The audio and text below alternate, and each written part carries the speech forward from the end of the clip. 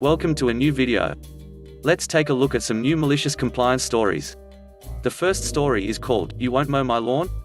I'm a 19-year-old in community college, living in a small neighborhood in my parents' old, small house. I mow my own lawn, which is reasonably small because there is no house owner association and I can't hire anyone to do it for me. Also, sun and exercise are great. 3 of my neighbors are either elderly, don't have the time, or don't own mowers of their own. So I mow their reasonably small lawns for free at the same time I mow mine.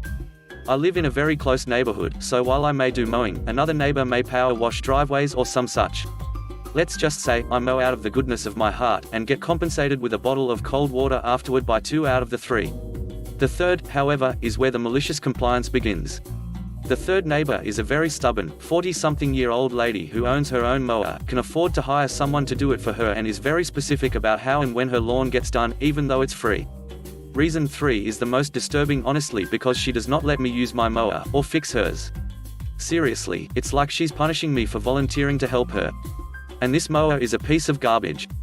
The blades are dull, and she doesn't let me sharpen them. It's clogged full of old grass as she doesn't let me clean it. And yet, every time I ask if I can tidy it up, she snaps, "Quit wasting time and just get the job done." She is mean, entitled, and doesn't care that I do 4 lawns in one day.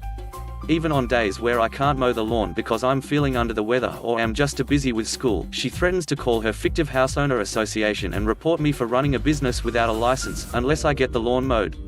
I'm pretty sure of 3 things. You don't need a license to mow a lawn. It's not a business since I don't ask for money or compensation. And that she doesn't have the number for the homeowners association that doesn't exist. I honestly should have stopped volunteering to mow her lawn a long time ago. But I just never had the heart. Except for last week. It's July, rainy, and very hot, and in the morning I was scheduled to mow. It rained like crazy. Now those of you who mow lawns know, you can't, or rather, shouldn't mow your lawn directly after it rains for various reasons. And my neighborhood is pretty shaded, so it takes at least a day to dry up. So around 5 o'clock in the afternoon, I'm just relaxing and enjoying the free time, when out of nowhere there is a frantic smashing of a fist on my door. I would call it pounding, but it honestly wasn't. Lo and behold, it's the stubborn neighbor lady, looking annoyed as ever. As soon as I crack my door, the yelling starts, and I'm almost blasted back as she tries to push my door open. I couldn't make out most of what she was saying, but I did hear the words, "lazy, brat," and "millennial" thrown in there. I'm pretty laid back and used to dealing with angry adults, so this doesn't irk me all that much. But when she pushed the door open, that started to get me angry. Then she started to talk in an understanding voice. "Why isn't my lawn mowed? I need it mowed right now. Ma'am, it rained pretty heavily today. I don't care what the weather is like. You better get started right now, I have company. Ma'am, I'm not going to do your lawn. I didn't even mow my own today. Please stop harassing me." Her teeth were clenched and neck veins popping. "If you don't mow the lawn right now, I will report you like I should have done a long time ago." Now while I could have argued, which I don't like to do, I had thought of a better plan. "All right ma'am, may I at least use my mower?" "No way, you snot-nosed kid. I want my lawn exactly the way I like it." My plan was in action. So, grabbing her lawnmower, and seeing that she and her company's freshly rained-on, fancy cars were all right on the edge of the lawn, I started to mow. I only got about halfway through before the mower completely shut down due to clogging and the sheer dullness of the blade, but it all worked out. Later that day, after a nice shower and meal, I heard the reaction to my compliance, which was, to my amusement, the insane screaming and ranting about why the lawn was only half done and every car was baked in mud and grass. I only got in trouble with her, as none of my neighbors liked her very much, and of course, she threatened again to report me, to which I said go ahead, and then once and for all told her that I refused to mow her lawn ever again. The next story is called, "All drivers of motorized vehicles have to comply." I work in central London. I commute 38 miles each way on a motorbike a few days a week to my office, which has secure, underground parking. There are several layers of security. There is a manned security post at the entrance with 2 lanes, visitors and pass holders. There is an electronic barrier that needs an RFID card to allow you into the underground parking, then the lift from the parking to reception needs the same card, then the barrier to the lifts needs the card, and then the office door needs a different card. Internally, we have multiple secure doors that require cards, and the server room needs both a card and a fingerprint. It is all very, very secure. A couple of weeks ago, an email went to everyone to remind us all that if we are bringing a vehicle onto the premises, we should be showing a photo ID at the security checkpoint from Monday onwards. I've been using the same checkpoint with the same guards and the same underground parking for quite a few years. Additionally, my photo ID is at least 5 years old and looks nothing like me. I had long hair and no beard when the photo was taken, and now I have almost no hair and quite a lot of beard and have changed my glasses. Long story short, I only barely resemble my ID. I have never shown my ID. The guards always waved me through. Additionally, I wear a full face helmet and full leathers. My journey is long and I take personal safety very seriously. On day one of the new security regimes, I pulled up to the security barrier, already in neutral, stopped both feet down, pulled my photo ID out of jacket pocket and handed it to the guard, keeping my helmet glasses on. He laughed about how he could not ID me. But as there were cars behind, he waved me through. One day too, there was a new guard, a complete Jobsworth. I stopped and handed him my ID. He said I need to remove my helmet. I asked to talk to his supervisor. When the supervisor came over, he waved me through, laughing and shaking his head. At the end of the first week, the new guard was there alone. He demands my ID and that I take my helmet off. So I took off my gloves and handed them to him. Here, hold these, then my glasses, then took my helmet off and handed that to him. To reveal my balaclava, which he suggested I took off. So I unzipped my jacket and removed it. Remember, I look nothing like my ID picture. He reluctantly agreed that it was probably me. So I slowly got off the bike, put on my balaclava, zipped up jacket, put my helmet on, put my glasses on, then my gloves, and then jumped back on the bike. Before I went, I looked over my shoulder. There must have been 30 cars and bikes backed up behind me. So I took my time even more. I was not asked for my ID for several days. I thought the regime had been rethought. However, other riders were getting asked for their IDs and getting frustrated. Our bikers Slack channel was full of complaints, and then eventually, a vague plan to get a lot of us to arrive at 8:30 one day. And that is what happened. We were maliciously compliant. Many of us. Many bikers arrived at around 8:30 on Thursday morning. When I arrived, there was an absolutely massive queue of cars blocking the road getting into the office in both directions. The traffic was literally backed up for about a mile in every direction. I filtered through the traffic to find about a dozen bikers, all in various states of undressing, making the Jobsworth guards' life incredibly difficult. So I joined them, as did many others that had also filtered through the traffic. By the time I got through, there was probably 25 or so bikers, all insisting that the Jobsworth guard should check their ID behind me.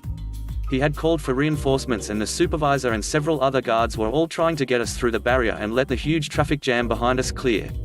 All of the bikers insisted on parking in front of the barrier and taking off gloves, helmets, undergear, then spending an age trying to find their photo ID, then asking the guard if they looked good in the photo, etc.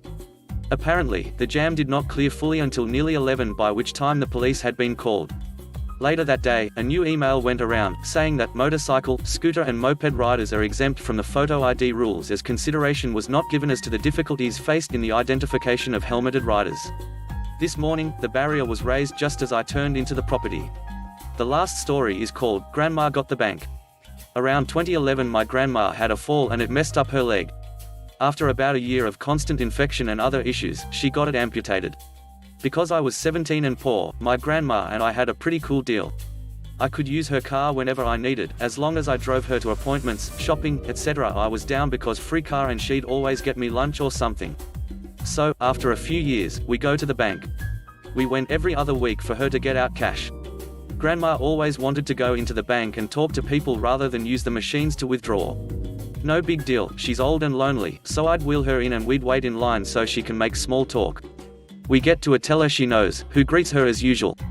Grandma knows her name and they do the small talk and we get to the withdrawal. The teller says, "I just need your license, madam." "Here you are." This was usual, she'd showed it each time. "I'm sorry, we can't accept it. It's been expired for 2 years." "Well, I can't drive one leg, remember?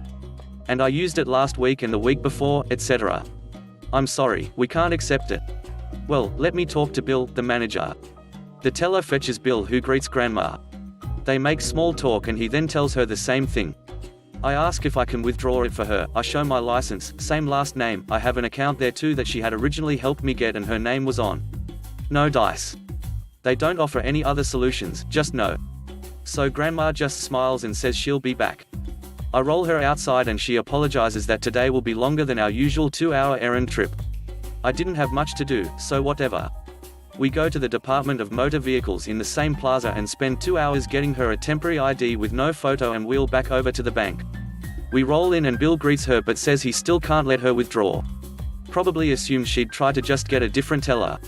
She turned to me. Not a problem. Grandson, since these people treat your grandma, a loyal customer for 45 years, like crap, gave her no warning they were changing policy and offered no help on a solution, close your account. I'm a bit skeptical, but to what she says, I only had about $80 in it anyways. Bill said, threatening to close your account won't let us withdraw your grandma's funds. Not threatening. I want to close. Okay, Grandma said, our family won't support a bank that is so impersonal. So now I want to close my accounts. Well, we can't without ID. Well, here is this flimsy piece of paper from the Department of Motor Vehicles with no picture, that says who I am. Bill starts getting nervous, apologizes and says he can do the withdrawal, but Grandma is steadfast into doing it. Bill has to make a bunch of calls and begs Grandma to stay. No dice. Grandma withdraws $50,000 in cash, the most they would allow handing to a person on short notice, and has the bank transfer another $400K or so to her new bank of choice. We went there right after we got the license and opened a new account for her and I didn't mention it earlier as it gives it away. Bill apologized the whole time, was trying to get her to stay on, offering all sorts of reward and prefer checking, etc. Grandma made a big scene about it, telling everyone that they wouldn't let this poor amputee old lady get out her own money, and the competitor bank offers a $100 sign-on bonus for opening an account and everyone should go there instead. Bill looked like he was passing a kidney stone when he realized she was serious and how much money he just lost their branches. And yes, I know they want the ID for security purposes and it is a good practice. For 2 years they never cared or mentioned it and suddenly they changed it.